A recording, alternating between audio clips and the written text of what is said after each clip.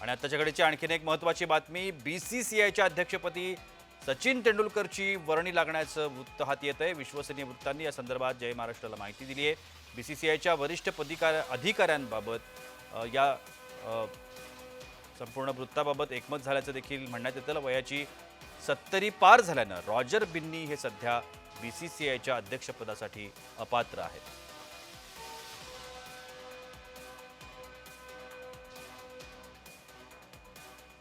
नेमकं काय घडलंय बघूया। बीसीसीआयच्या अध्यक्षपदाकरता सचिनच्या नावाची जोरदार चर्चा सध्या सुरू आहे।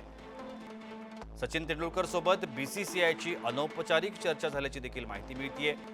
विश्वसनीय सूत्रांनी या संदर्भातली माहिती जय महाराष्ट्राला दिली आहे। बीसीसीआयची वार्षिक सर्वसाधारण सभा आणि निवडणूक 29 सप्टेंबरला पार पडणार आहे। बीसीसीआय मधील संकेतानुसार अध्यक्षपद हे यावेळेला पश्चिम विभागाकडे असणं अपेक्षित आहे।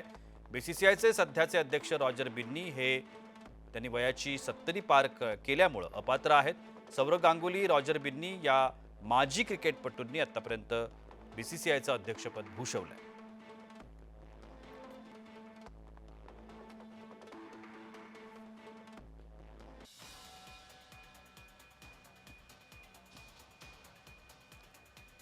या सगळ्या संदर्भात थोड्याच वेळापूर्वी क्रिकेट समीक्षक सुनंदन लेले यांनी आपली प्रतिक्रिया जय महाराष्ट्राशी बोलताना व्यक्त केलेली होती, ती आपण ऐकूया।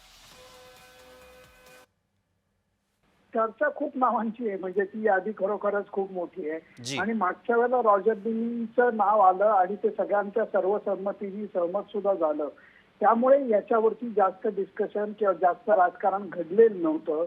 यावेळेला मात्र तसं होईल असं मला वाटत नाहीये, कारण काही माझे म्हणजे ज्याला ऍडमिनिस्ट्रेटर आपण म्हणतो, संयोजक विविध संस्थांचे, म्हणजे जे असोसिएशन्स आहेत भारतभरातल्या तमाम, त्यांचेही काही अध्यक्ष हे सुद्धा उत्सुक आहेत आणि त्याचबरोबर काही माजी खेळाडू सुद्धा उत्सुक आहेत। त्यामुळे यावेळची यादी खरोखर खूप मोठी आहे आणि या गोष्टी या आता इतक्या वेगळ्या स्तराला गेलेल्या आहेत, कारण बीसीसीआय मधनं मिळणारं प्रचंड मोठ्या प्रमाणातली प्रसिद्धी याचा विचार करता तो होल्ड जो आहे, त्याच्यावरती जी पकड आहे, ती कुठलाही राजकारणी हा पटकन जाऊन देणार नाही। त्यामुळे यावेळेच्या अध्यक्षपदाच्या निवडणुकीमध्ये राजकारण होणार आहे ही गोष्ट नक्की दिसते।